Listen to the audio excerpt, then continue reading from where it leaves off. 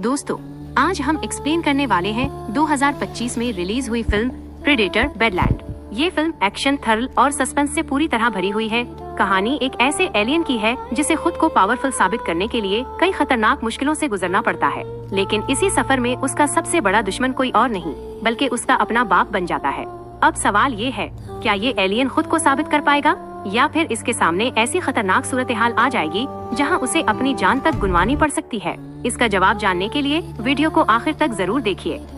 तो मूवी की शुरुआत में हम योजा प्राइम नाम के एक प्लेनेट को देखते हैं, लेकिन ये कोई आम प्लेनेट नहीं है। यहाँ रहने वाले एलियंस को प्रेडेटर कहा जाता है। इस प्रजाति का एक बहुत ही सख्त कानून था। यहाँ कमजोर प्रेडेटर को जीने का कोई हक नहीं होता। इस प्लेनेट पर कमजोरों के लिए कोई जगह नहीं है, फिर चाहे वो राजा का बेटा ही क्यों ना हो। अगर कोई प्रेडेटर अपनी काबिलियत साबित नहीं कर पाता तो उसे उसके अपने ही कबीले के लोग मार देते हैं। अब इस मूवी का मेन कैरेक्टर यानी डेक एक कमजोर प्रेडेटर था। दरअसल डेक अपने कबीले के राजा नजूर का बेटा था, लेकिन इसकी कमजोरी की वजह से नजूर उसे अपना बेटा मानने को तैयार नहीं था। इसी शर्मिंदगी और गुस्से में आकर राजा अपने दूसरे बेटे यानी कोए को डेक को मारने का हुक्म देता है। उसके बाद कोए डेक को ढूंढ निकालता है और उस पर हमला कर देता है। अपने भाई के वार का डेक भी पूरी ताकत से जवाब दे रहा था, लेकिन कोए उससे काफी पावरफुल था। वो इनविजिबल होकर डेक पर हमला करने लगता है, जबकि डेक के पास इनविजिबल होने की पावर नहीं थी, क्योंकि ये पावर सिर्फ ताकतवर प्रेडेटर्स को ही दी जाती है। काफी देर तक चली इस लड़ाई के बाद आखिरकार डेक कोए से हार गया, लेकिन उसके बावजूद कोए ने उसे जान से नहीं मारा। दरअसल कोए अपने भाई डेक को मारना नहीं चाहता था। वो उसे तैयार कर रहा था ताकि डेक अपने फादर के सामने अपनी काबिलियत साबित कर सके। जब कोए को लगा कि डेक अब तैयार हो चुका है, तो वो उसे अपने स्पेसशिप पर लेकर आता है, जहां स्पेसशिप में कई सारे खतरनाक हथियार मौजूद थे। कोए डेक से कहता है कि अब तुम्हारी ट्रेनिंग पूरी हो चुकी है, अब तुम्हें जीना प्लेन पर जाकर क्लिस्क नाम के मॉन्स्टर का गला काट कर लाना होगा। क्लिस्क कोई मामूली मॉन्स्टर नहीं है। आज तक बड़े से बड़ा प्रेडेटर भी इसे मार नहीं पाया। इसका नाम सुनते ही सारे प्रेडेटर्स कौंप उठते हैं, यहाँ तक कि हमारे फादर यानी कबीले के राजा नजूर भी क्लिस्क से डरते हैं। इस मॉन्स्टर को मारना उनके बस की बात भी नहीं थी। कोई कहता है क्लिस्क कायनात का सबसे पावरफुल जानदार है। अगर तुम क्लिस्क का सर लेकर लौट आए तो पूरा कबीला तुम्हारे आगे सर झुका देगा और फादर भी तुम्हारी सजा माफ कर देंगे। जिस पर डेक भी ठान लेता है कि वो इस मॉन्स्टर का सर लाकर खुद को साबित करेगा। अभी ये दोनों बात कर ही रहे थे कि तभी वहाँ उनके फादर यानी नजूर आ जाते हैं। डेक को जिंदा देखकर नजूर कोए पर भड़क उठता है, क्योंकि उसने कोए को डेक को मारने के लिए ही यहाँ भेजा था। तभी कोए अपने फादर से कहता है कि हमें डेक को एक आखिरी मौका देना चाहिए, आखिरकार वो आपका बेटा है। लेकिन नजूर साफ कह देता है कि वो इस कमजोर प्रेडेटर को अपनी औलाद नहीं मानता। इसके मुताबिक डेक सिर्फ मरने के ही लायक है। कहते ही नजूर अपनी पावर से डेक को बंदी बना लेता है और कोए को हुक्म देता है कि वो उसका गला काट दे। अपने फादर की बात मानते हुए कोए आगे तो बढ़ता है, लेकिन वो डेक को नहीं मारता। उल्टा वो उसे आजाद करके स्पेसशिप में धकेल देता है और अपने हाथ में लगे कंट्रोल से शिप को लॉक कर देता है। कोए की इस हरकत से नजूर आग बगोला हो जाता है और गुस्से में आकर वो कोए को बेरहमी से मारने लगता है। इसी दौरान कोए का एक हाथ कट जाता है। ये सब देखकर डेक को अंदर से बहुत बुरा लग रहा था, क्योंकि ये सब इसी की वजह से हो रहा था। अब कोए के सामने दो रास्ते थे, या तो वो अपनी तलवार उठाकर अपने फादर से लड़े या फिर कटे हुए हाथ में लगे कंट्रोल से लेकिन कोए खुद को बचाने के बजाय डेक को बचाने के बारे में सोचता है। इसी बीच नजूर अपनी तलवार कोए के आर पार कर देता है, लेकिन उसके बावजूद कोई हिम्मत नहीं हारता और आखिरकार उस बटन को दबा देता है, जिससे अब वो शिप लॉन्च होने लगती है। तभी नजूर कोए को पकड़कर उसका गला काट देता है और वहीं पर कोए की मौत हो जाती है। फिर काफी लंबे सफर के बाद डेक आखिरकार जीना प्लेनेट तक पहुंच जाता है, लेकिन प्लेनेट पर लैंड होने से पहले ही इसकी स्पेसशिप बुरी तरह डैमेज हो जाती है। अब क्रैश लैंडिंग से बचने के लिए डेक अपनी सेट को इजेक्ट कर देता है और किसी तरह खुद को संभालते हुए इस प्लेनेट पर लैंड करता है। अब क्लिस्ट का शिकार करने के लिए डेक अपने हथियारों को तैयार कर रहा था कि तभी पीछे से एक गोश्तखोर मांसाहारी पेड़ अपनी बेलों से उसके हथियार गायब कर देता है और उसे जकड़कर मारने की कोशिश करता है। खुशकिस्मती से डेक के पास उसकी तलवार थी, जिसकी मदद से वो उन बेलों को काटने लगता है, लेकिन बेलों की तादाद बहुत ज्यादा थी और एक साथ सबसे लड़ पाना उसके लिए नामुमकिन हो गया। आखिरकार डेक इन बेलों को काटते हुए वहाँ से भाग निकलता है और उनकी पकड़ से बाहर चला जाता है। इस लड़ाई के दौरान डेक को भी काफी चोट लग चुकी थी, इसलिए वो नदी के किनारे जाकर अपने जख्म भरने लगता है। इसी दौरान इसकी नजर कुछ कीड़ों पर पड़ती है। जैसे ही वो उन्हें पकड़ता है, वो ब्लास्ट हो जाते हैं। ये देखकर डेक समझ जाता है कि ये कोई मामूली प्लेनेट नहीं है। यहाँ पर मौजूद छोटे से छोटा जानदार भी बेहद खतरनाक था। फिर उन सबको इग्नोर करते हुए डेक आगे बढ़ता है, जहाँ रास्ते में उसे कुछ अजीब कांटों वाले पौधे दिखाई देते हैं जो हल्की सी हलचल पर ही फूटने लगते थे। डेक उनसे बचते हुए आगे बढ़ ही रहा था कि तभी उसे पेड़ों में जकड़ी हुई एक लड़की दिखती है जो उससे मदद की गुहार लगा रही थी। लेकिन डेक उस पर ज्यादा तवज्जो नहीं देता और आगे बढ़ने लगता है। तभी अचानक आसमान से एक ड्रैगन आता है और इन कांटों वाले पौधों पर पत्थर फेंकता है। पत्थर की हलचल से एक पौधा फट पड़ता है और उसके नोकीले कांटे चारों तरफ फैल जाते हैं, जिस पर वो लड़की डेक को बताती है कि ये कोई मामूली कांटे नहीं है, बल्कि जहरीले कांटे हैं जो अगर तुम्हें एक बार लग गए तो तुम बेहोश हो जाओगे। दरअसल ये उस ड्रैगन की चाल थी। वो जानबूझकर उन पौधों पर पत्थर फेंक रहा था ताकि उसके कांटे डेक को चबें और वो बेहोश हो जाए। वो ड्रैगन इसी तरह अपने शिकार को बेहोश करके उस पर हमला किया करता है।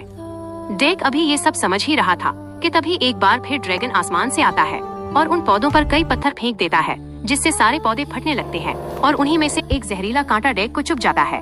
अब धीरे धीरे डेक पर बेहोशी छाने लगती है, जिस पर वो लड़की कहती है कि मैं तुम्हें बचा सकती हूँ, लेकिन मुझे यहाँ से आजाद होने के लिए एक हथियार की जरूरत पड़ेगी।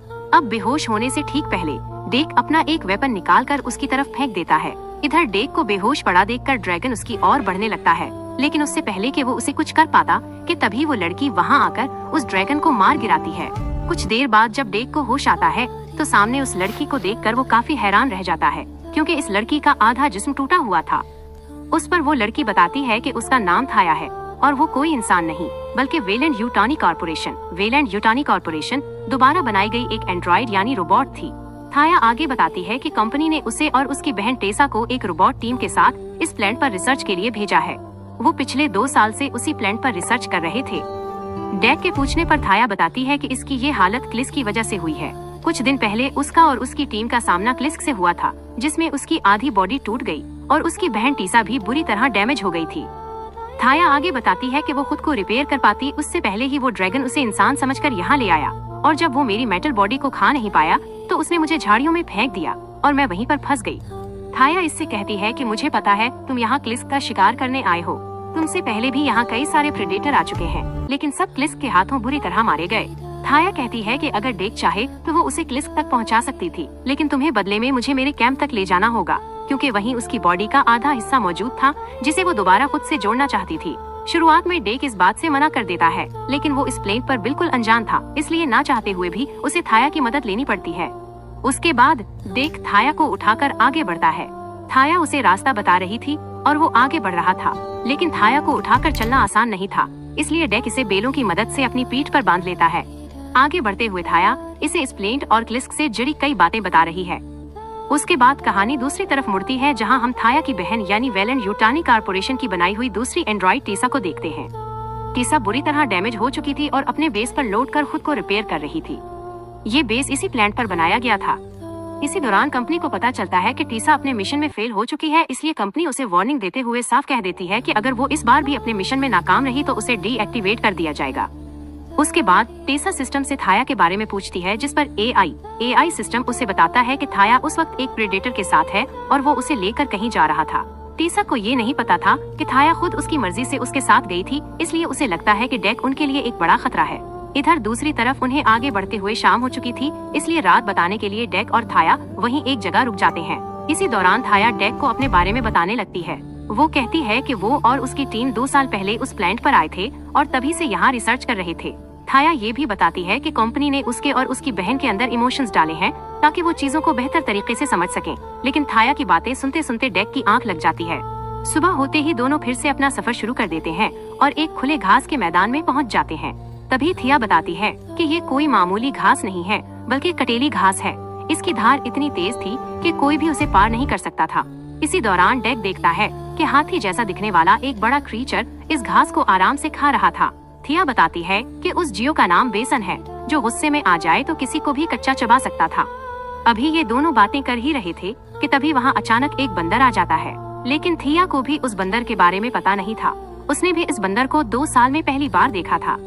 बंदर की आवाज सुनते ही बेसन की नजर उन दोनों पर पड़ जाती है और वो तेजी से उनकी ओर बढ़ने लगता है। उसे आते देख डेक वहाँ से भागने लगता है, लेकिन बेसन उनका पीछा छोड़ने को तैयार नहीं था। आखिरकार गुस्से में आकर डेक उस पर अपनी तलवार चलाता है और एक ही बार में बेसन के 2 टुकड़े कर देता है। अभी ये लोग इस मुसीबत से पूरी तरह निकले भी नहीं थे कि तभी एक और खतरा उनके पीछे पड़ जाता है। मकड़ी जैसा दुखने वाला एक विशालकाय जियो अचानक इन दोनों को पकड़कर अपने मुंह में डाल लेता है और वो जैसे ही उन्हें खाने वाला था कि तभी वो बंदर उसके मुंह में कूद पड़ता है, जहां उस बंदर की खाल इतनी मजबूत थी कि उस जियो के दांत ही टूट जाते। दांत टूटते ही वो जियो डेक और थिया को छोड़कर सीधे उस बंदर के पीछे लग जाता है। क्योंकि इस बंदर ने उनकी जान बचाई थी, इसलिए डेक भी इसकी मदद करने का फैसला करता है। वो एक पेड़ पर चढ़ते हुए इस जियो पर छलांग लगाता है और अपनी तलवार उसके अंदर घोंप कर उसे भी मार डालता है, जिससे वो बंदर मरते मरते बच जाता है। उसके बाद कहानी टीसा की तरफ जाती है, जहाँ वो अपनी सिंथेटिक रोबोट टीम के साथ आगे बढ़ रही थी। रास्ते में उसे डेक की वही इजेक्टेड सेट मिल जाती है, जिसकी मदद से डेक इस प्लेन पर लैंड हुआ था। टीसा अभी उस सेट को देख ही रही थी कि तभी पीछे से वही मांसाहारी गोश्तखोर पेड़ उस पर हमला कर देता है, लेकिन टीसा और उसके साथी अपने हथियारों से उन पेड़ों को पूरी तरह खत्म कर देते हैं। यहीं से साफ हो जाता है कि टीसा का बिहेवियर काफी ज्यादा एग्रेसिव था। आगे बढ़ते हुए टीसा को डेक की क्रैश हुई स्पेसशिप भी मिल जाती है। जब वो उसके अंदर जाती है तो उसे प्रेडेटर्स के कई खतरनाक हथियार मिलते हैं। इन्हीं हथियारों में एक ऐसा बम भी था जो फटते ही चीजों को बर्फ की तरह जमा देता था। उसके बाद हम रात का सीन देखते हैं, जहाँ डेक और थिया एक जगह रुककर बेसन का मांस पका रहे थे, जहाँ उनके साथ वो बंदर भी आया था। फिर डेक इस बंदर को खाने के लिए बेसन का मांस देता है, लेकिन वो बंदर उल्टा उस पर ही थूक देता है। ये देखकर डेक को काफी गुस्सा आता है। तभी थिया इसे समझाती है कि शायद दोस्त बनाने का इसका यही तरीका हो। ये सुनकर डेक थोड़ा इमोशनल हो जाता है और कहता है कि मुझे किसी को भी अपना दोस्त नहीं बनाना। मेरा दोस्त तो मेरा भाई था, जिसे हमारे ही फादर ने बेरहमी से मार डाला। डेक आगे कहता है कि वो अपने भाई की कुर्बानी जाया नहीं जाने देगा। वो खुद को साबित करेगा और अपने भाई की मौत का बदला जरूर लेगा। रात में सोते वक्त वो बंदर हो बहू डेक की नकल करने लगता है। ये देखकर थिया हंसने लगती है और इस बंदर का नाम बर्ड रखती है। अब वो बंदर भी उनका अच्छा दोस्त बन चुका था। सुबह होने के बाद डेक इस बंदर को वहीं छोड़कर थिया के साथ आगे बढ़ने लगता है। काफी दूर चलने के बाद आखिरकार दोनों थिया के कैंप तक पहुंच जाते हैं। ये वही जगह थी जहां क्लिस्क ने थिया पर हमला किया था। वहां खोजने पर उन्हें थिया के टूटे हुए पैर मिल जाते हैं। थिया उन्हें लेकर अपनी लैब में जाती है और पैरों को एक्टिवेट करके धीरे धीरे अपनी बॉडी से जोड़ने लगती है। उसके बाद थिया डेक को एक सच्चाई बताती है। वो कहती है कि मैंने तुमसे झूठ बोला था। वो लोग यहाँ रिसर्च करने नहीं बल्कि क्लिस्क को पकड़ने आए थे। पिछले 2 सालों से वो क्लिस्क को पकड़ने की कोशिश कर रहे थे, लेकिन वो हमारे काबू में नहीं आया।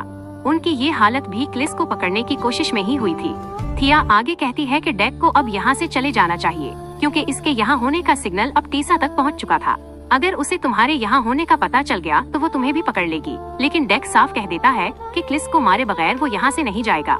जिस पर थिया कहती है कि अगर उसे जिंदा रहना है तो क्लिस्क को मारने का ख्याल अपने दिमाग से निकाल दो, क्योंकि क्लिस्क को मारना नामुमकिन था। इसके मुताबिक डेक क्लिस्क को कभी नहीं मार सकता। ये सुनते ही डेक को जबरदस्त गुस्सा आ जाता है। वो थिया से कहता है कि तुमने मेरा फायदा उठाया है, तुम मुझे धोखा देकर मेरे शिकार को चुराना चाहती थी। डेक साफ कह देता है कि चाहे कुछ भी हो जाए वो क्लिस्क को मार कर ही रहेगा। इतना कहकर डेक लैब से बाहर निकल जाता है। अब क्लिस्क को वहाँ बुलाने के लिए डेक वहाँ मौजूद गैसोलीन में धमाका कर देता है। धमाके की तेज आवाज सुनते ही क्लिस्क सच में वहाँ आ पहुँचता है और धाड़ते हुए डेक पर हमला कर देता है। डेक भी पीछे नहीं हटता और पूरी ताकत से उससे भर जाता है। एक मौके पर वो अपनी तलवार से क्लिस्क की पूंछ काट देता है, लेकिन डेक तब हैरान रह जाता है जब उसकी कटी हुई पूंछ खुद ब खुद फिर से जुड़ जाती है और क्लिस्क दोबारा उस पर हमला कर देता है। अब इन दोनों की लड़ाई में थिया अपने पैर जोड़ ही नहीं पाती, जिसके बाद डेक चालाकी से क्लिस्क की पूंछ एक चैम्बर में फंसा देता है और उसी मौके का फायदा उठाकर सीधे उसका गला काट देता है। डेक को लगता है कि क्लिस्क अब मारा गया, लेकिन अगले ही पल इसका कटा हुआ सर वापस जुड़ जाता है। ये देखकर डेक के होश उड़ जाते हैं। क्लिस्क डेक को दबोचकर खाने ही वाला था कि तभी वो अचानक रुक जाता है। वो डेक के जिस्म से आने वाली एक अजीब सी गंध को सूंघता है और उसे मारता नहीं। क्लिस्क ने ऐसा क्यों किया, इस बारे में हमें आगे पता चलेगा। तभी वहाँ टीसा आ जाती है। वो डेक की स्पेसशिप से मिला वही खास बम उनकी तरफ फेंक देती है। बम फटते ही क्लिस्क और डेक दोनों बर्फ की तरह जम जाते हैं। उसके बाद टीसा दोनों को अपने बेस पर ले जाने लगती है। अब क्लिस्क को तो उन्होंने कैद कर लिया था, लेकिन डेक को भी मशीनों से बांध दिया जाता है। दरअसल टीसा डेक पर भी एक्सपेरिमेंट करना चाहती थी। उसके बाद टीसा थिया के पास जाती है। लड़ाई के दौरान थिया शट डाउन हो चुकी थी, इसलिए टीसा इसका डेटा लेकर उसे दोबारा एक्टिवेट करती है। होश में आते ही टीसा उसे बताती है कि उन्होंने क्लिस्क को पकड़ लिया है। दरअसल इनकी कंपनी क्लिस्क पर रिसर्च करके ये जानना चाहती थी कि वो खुद को हील कैसे करता है। अगर ये रहस्य समझ में आ गया तो इंसानों का मुस्तकबिल पूरी तरह बदल सकता था। फिर टीसा डेक को शोक देकर उसे टॉर्चर करने लगती है। ये देखकर थिया इसे ऐसा करने से रोकती है, लेकिन जब टीसा उसकी बात नहीं मानती तो थिया खुद ही इस मशीन को बंद कर देती है। थिया कहती है कि जब वो मुसीबत में थी तब डेक ने उसकी जान बचाई थी। डेक बाकी प्रेडेटर्स की तरह नहीं है, बल्कि वो एक अच्छा प्रेडेटर है। थिया आगे कहती है कि उनका मिशन डेक को पकड़ना नहीं बल्कि क्लिस्क को पकड़ना था, जो अब पकड़ा जा चुका है, तो डेक को छोड़ दो। ये सुनते ही टीसा को जबरदस्त गुस्सा आ जाता है। वो थिया से कहती है कि हमें तुमसे जो डेटा चाहिए था वो हमने ले लिया है, अब तुम्हारी हमें कोई जरूरत नहीं। इसके बाद टीसा अपने सिंथेटिक रोबोट्स को बुलाती है और उन्हें हुक्म देती है डेक को तड़पाकर इससे उसके हथियारों की पूरी मालूमात निकालो और उसके बाद थिया को हमेशा के लिए डीएक्टिवेट कर दो। टीसा के जाने के बाद एक सिंथेटिक रोबोट उसके हुक्म के मुताबिक डेक से वहाँ रखे हथियारों के बारे में पूछताछ शुरू कर देता है। इसी दौरान वो रोबोट वहीं रखा हुआ एक बम उठा लेता है जिसका रिमोट थिया के पास मौजूद था। ये देखते ही डेक थिया को इशारा करता है कि वो बटन दबा दे। जैसे ही थिया वो बटन दबाती है उससे बम के साथ वो सिंथेटिक रोबोट भी फट जाता है। बाकी सिंथेटिक रोबोट्स के वहाँ पहुँचने से पहले थिया डेक को आजाद कर देती है और शिप का दरवाजा खोलकर डेक को वहाँ से भगा देती है। डेक भागते हुए सीधा नीचे झरने में गिर जाता है, जबकि ऊपर से टीसा बस उसे जाते हुए देखती रही थी। उसके बाद डेक पानी से बाहर निकलता है और किसी तरह अपनी स्पेसशिप तक पहुंचता है, जहां काफी कोशिश के बाद वो शिप को रिपेयर करता है और अपने जख्मों का इलाज करता है। अब डेक थिया को बचाने के बारे में सोचने लगता है, लेकिन उसके सारे हथियार टीसा अपने साथ ले जा चुकी थी। इसलिए डेक इसी प्लेनेट पर मौजूद चीजों से नए हथियार बनाने लगता है। वो सबसे पहले इन कांटेदार घास को निकालता है, फिर उसने जिस हाथी जैसे दुखने वाले जीव का शिकार किया था उसके दांत निकालता है। उसके बाद वो पानी के पास रहने वाले खतरनाक जीवों को अपने पास रखता है और साथ ही कांटेदार पौधों और ब्लास्ट होने वाले कीड़ों को भी जमा कर लेता है। उसके बाद डेक उस लैब की ओर बढ़ता है जहाँ थिया के पीर थे।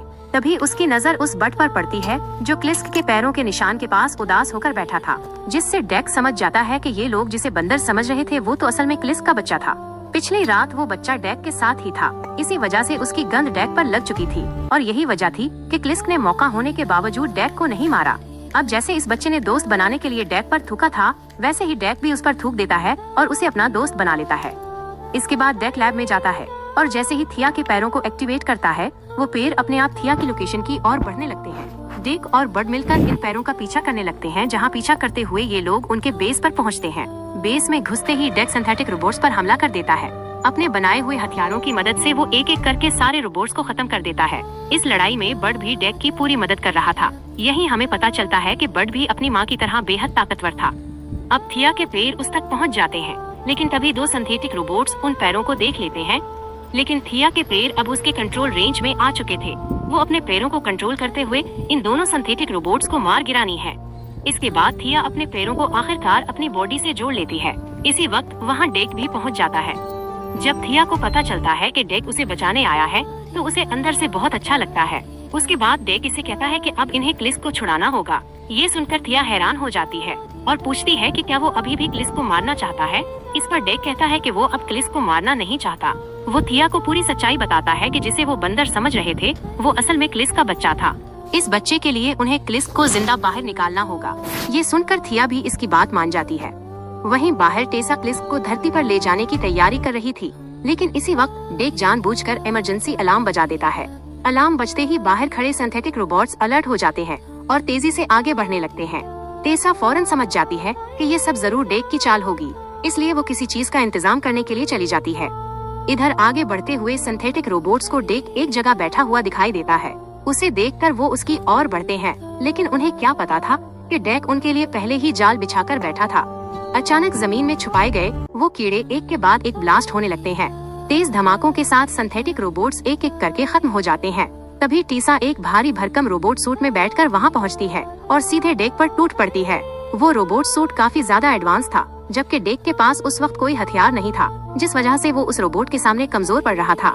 इधर इस अफरातफरी के बीच थिया मौका देखकर क्लिस्क को आजाद करने लगती है, लेकिन तभी वहाँ एक सिंथेटिक रोबोट आ जाता है। उसे देखकर थिया खुद को टीसा बताकर उससे बातें करने लगती है। शुरुआत में वो रोबोट धोखा खा जाता है, लेकिन जैसे ही उसकी नजर पीछे खड़े बट पर पड़ती है उसे शक होने लगता है। वो कुछ समझ पाता उससे पहले ही थिया उसे मार डालती है और क्लिस्क को आजाद कर देती है। वहीं दूसरी तरफ अब टीसा डेक को मारने ही वाली थी कि ठीक इसी पर वहाँ क्लिस्क आ जाता है और सीधे टीसा के रोबोट सूट पर हमला करता है। एक के बाद एक जोरदार वार में इस रोबोट को पूरी तरह तोड़ डालता है और आखिरकार टीसा को ही जिंदा निगल लेता है। उसके बाद क्लिस्क अपने बच्चे से मिलता है। अपने बच्चे को देखकर वो बेहद खुश हो जाता है। वो डेक को भी अपना दुश्मन नहीं बल्कि दोस्त मानकर अपने साथ शामिल करता है। लेकिन तभी क्लिस्क को अपने अंदर कुछ अजीब सा महसूस होने लगता है।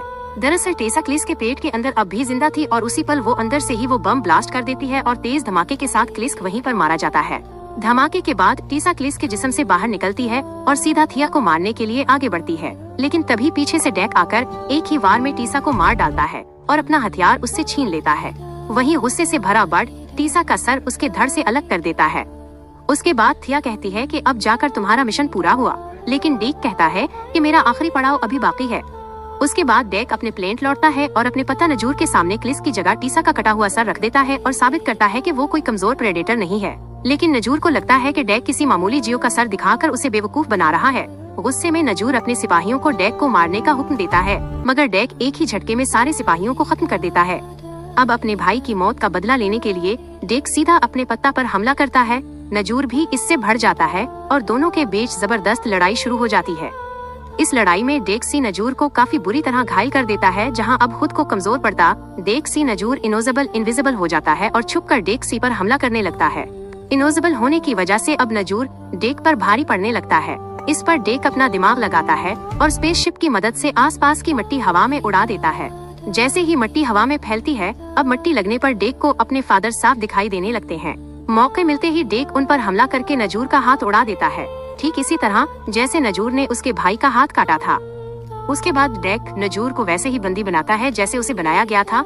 मौत सामने देखकर नजूर उससे माफी मांगते हुए डेक को फिर से अपने कबीले में शामिल होने का प्रस्ताव ऑफर देता है, लेकिन डेक कहता है कि मुझे अब आपके कबीले की कोई जरूरत नहीं, मेरे पास अब अपना खुद का कबीला है। इतना सुनते ही पीछे से बड आता है और नजूर का सर खा जाता है। यहाँ हम देखते हैं कि बड अब काफी बड़ा और ताकतवर हो चुका था। तभी वहाँ थिया भी आ जाती है। उसके बाद डेक नजूर के कटे हुए हाथ से उनकी इनविजिबिलिटी की पावर अपने पास रख लेता है। मतलब अब डेक भी जब चाहे इनविजिबल हो सकता था। लेकिन तभी वहाँ पर एक स्पेसशिप आने लगता है। इसे देखते ही डेक थोड़ा घबरा जाता है। थिया के पूछने पर डेक कहता है कि ये तो मेरी माँ का स्पेसशिप है। अब सवाल ये उठता है कि डेक की माँ यहाँ क्यों आई है और क्या डेक पर एक नई मुसीबत आने वाली है।